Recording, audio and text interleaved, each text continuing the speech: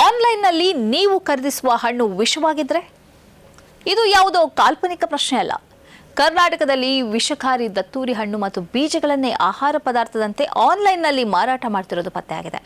ಅದರ ಬೆನ್ನಲ್ಲೇ ಸರ್ಕಾರ ತೆಗೆದುಕೊಂಡಿರುವ ಕ್ರಮವೂ ಈಗ ದೊಡ್ಡ ಚರ್ಚೆಗೆ ಕಾರಣವಾಗಿದೆ. ಅಮೆಜಾನ್, ಸ್ವಿಗ್ಗಿ, ಇನ್ಸ್ಟಾಮಾರ್ಟ್ ಮತ್ತು ಬಿಗ್ ಬಾಸ್ಕೆಟ್ 3 ಪ್ರಮುಖ ಇ-ಕಾಮರ್ಸ್ ವೇದಿಕೆಗಳ ಆಹಾರ ಪರವಾನಗಿಯನ್ನು ಅಮಾನತುಗೊಳಿಸಿ ಎಚ್ಚರಿಕೆಯನ್ನು ನೀಡಲಾಗಿದೆ. ಜನರು ದತ್ತೂರಿ ಹಣ್ಣನ್ನು ಆನ್ಲೈನ್ನಲ್ಲಿ ಯಾಕೆ ಖರೀದಿಸುತ್ತಿದ್ರು ಎಂಬ ಕುತೂಹಲ ನಿಮಗೂ ಇರಬಹುದು. ದತ್ತೂರಿಗೆ ಕನ್ನಡದಲ್ಲಿ ಉಮ್ಮತ್ತಿ, ತುಳುವಿನಲ್ಲಿ ಉಂಬೆ ಅಂತಾರೆ. ದತ್ತೂರಿ ಅಂತ ಕೇಳಿದ ತಕ್ಷಣ ನಮಗೆ ಸಾಮಾನ್ಯವಾಗಿ ನೆನಪಾಗೋದು ವಿಷಕಾರಿ ಸಸ್ಯ. ಆದರೆ ದತ್ತೂರಿಗೆ ಕೆಲವು ಸಾಂಪ್ರದಾಯಿಕ ಹಾಗೆ ಧಾರ್ಮಿಕ, ಇನ್ನು ಔಷಧಿಯ ಬಳಕೆಗಳಿವೆ ಎಂಬ ನಂಬಿಕೆಯೂ ಇದೆ. ಇದೇ ಕಾರಣಕ್ಕೆ ದತ್ತೂರಿ ಹಣ್ಣು ಅಥವಾ ಬೀಜಗಳನ್ನು ಹುಡುಕುವ ಗ್ರಾಹಕರು ಇದ್ರು. ಬೇಡಿಕೆ ಇದ್ರೆ ಮಾರಾಟಗಾರರು ಸಹಜವಾಗಿಯೇ ಲಾಭ ಪಡೆಯಲು ಬರ್ತಾರೆ. ಅದು ವಿಷವಾದ್ರೇನು, ನಂಜಾದ್ರೇನು.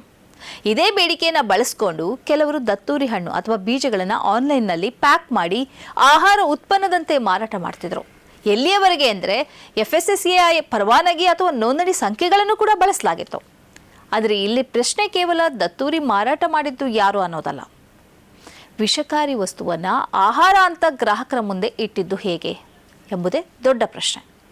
ಯಾಕೆಂದ್ರೆ ದತ್ತೂರಿ ಹಣ್ಣು ಮತ್ತು ಬೀಜಗಳನ್ನು ತಪ್ಪಾಗಿ ಸೇವಿಸಿದ್ರೆ ಗಂಭೀರ ವಿಷಪೂರಿತ ಪರಿಣಾಮಗಳು ಉಂಟಾಗಬಹುದು. ಹಾಗಾಗಿ ಆಹಾರ ಸುರಕ್ಷತಾ ಇಲಾಖೆ ಕಠಿಣ ಕ್ರಮಕ್ಕೆ ಮುಂದಾಗಿದೆ. ಅಮೆಜಾನ್, ಸ್ವಿಗ್ಗಿ, ಇನ್ಸ್ಟಾಮಾರ್ಟ್ ಮತ್ತು ಬಿಗ್ ಬಾಸ್ಕೆಟ್ಗಳ ಆಹಾರ ಪರವಾನಗಿಯನ್ನು ಅಮಾನತುಗೊಳಿಸುವಂತೆ ಆದೇಶಿಸಿದೆ. ಇದರ ಜೊತೆಗೆ ದತ್ತೂರಿಗೆ ಸಂಬಂಧಿಸಿದ ಎಲ್ಲ ಪಟ್ಟಿಗಳು, ಜಾಹೀರಾತುಗಳು ಹಾಗೆ ಪ್ರಚಾರಗಳನ್ನು ಕೂಡ ತೆಗೆದುಹಾಕಬೇಕು. ಮಾನವ ಸೇವನೆಗಾಗಿ ಮಾರಾಟ ಮತ್ತು ವಿತರಣೆಯನ್ನು ನಿಲ್ಲಿಸಬೇಕು. ಪೂರೈಕೆದಾರರು ಮತ್ತು ಮಾರಾಟಗಾರರ ಮೇಲೂ ಕ್ರಮ ಕೈಗೊಳ್ಳುವಂತೆ ಸೂಚಿಸಲಾಗಿದೆ. ಕರ್ನಾಟಕದಲ್ಲಿ ಕಳೆದ 1.5 ತಿಂಗಳಿನಿಂದ ಆಹಾರ ಸುರಕ್ಷತಾ ಇಲಾಖೆಯ ಕಾರ್ಯಾಚರಣೆ ನಡೀತಲೇ ಇದೆ. ಹೋಟೆಲ್ಗಳು, ಆಹಾರ ಮಳಿಗೆಗಳು, ಸರ್ಕಾರಿ ಕ್ಯಾಂಟೀನ್ಗಳು ಈಗ ಆನ್ಲೈನ್ ಮಾರುಕಟ್ಟೆಯು ತಪಾಸಣೆಯ ವ್ಯಾಪ್ತಿಗೆ ಬಂದಿದೆ. ಆರೋಗ್ಯ ಸಚಿವ UT ಖಾದರ್ ಅವಧಿಯಲ್ಲಿ ಆಹಾರದ ಗುಣಮಟ್ಟ ಮತ್ತು ಜನರ ಆರೋಗ್ಯದ ವಿಚಾರದಲ್ಲಿ ಇಂತಹ ತಪಾಸಣೆಗಳು ಮುಂದುವರೆದಿರುವ ಸಂದರ್ಭದಲ್ಲಿ ದತ್ತೂರಿ ಪ್ರಕರಣ ಮತ್ತೊಂದು ದೊಡ್ಡ ಕ್ರಮವಾಗಿ ಕಾಣಿಸಿಕೊಂಡಿದೆ.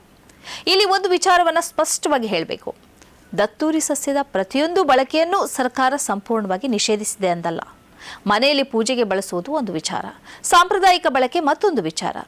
ಜನರ ಬೇಡಿಕೆ ಇದೆ ಎಂಬ ಕಾರಣಕ್ಕೆ ವಿಷಕಾರಿ ವಸ್ತುವನ್ನೇ ಆಹಾರವಾಗಿ ಮಾರಾಟ ಮಾಡಲು ಸಾಧ್ಯವಿಲ್ಲ. ಹಾಗಾಗಿ ಮುಂದಿನ ಬಾರಿ ಆನ್ಲೈನ್ನಲ್ಲಿ ಯಾವುದಾದರೂ ಅಪರಿಚಿತ ಹಣ್ಣು, ಬೀಜ ಅಥವಾ ಆಹಾರ ಉತ್ಪನ್ನಗಳನ್ನು ಖರೀದಿಸುವ ಮೊದಲು ಅದು ಏನು, ಅದನ್ನು ತಿನ್ನಬಹುದೇ ಅಥವಾ ಅದಕ್ಕೆ ಅಧಿಕೃತ ಅನುಮತಿ ಇದೆಯೇ ಎಂಬುದನ್ನು ಪರಿಶೀಲಿಸಿ. ಆನ್ಲೈನ್ನಲ್ಲಿ ಸಿಗ್ತದೆ, ಹಾಗಾಗಿ ಸುರಕ್ಷತೆ ಎಂಬ ನಂಬಿಕೆ ಅಪಾಯಕಾರಿ. ಈ ಮಾಹಿತಿ ಇನ್ನೊಬ್ಬರಿಗೂ ಉಪಯೋಗವಾಗಬಹುದು. ಹೀಗಾಗಿ ಈ ಸುದ್ದಿಯನ್ನು ನಿಮ್ಮ ಕುಟುಂಬದವರಿಗೂ ಸ್ನೇಹಿತರಿಗೂ ಕೂಡ ತಲುಪಿಸಿ. ಈ ಕಾರ್ಯಕ್ರಮದ ಪ್ರಾಯೋಜಕರು Gadiyar group of companies, specialised in piling and shoring, engineering consultancy, fire fighting, steel structures, real estate. Office SIT tower, silicon OSS, Dubai, UAE.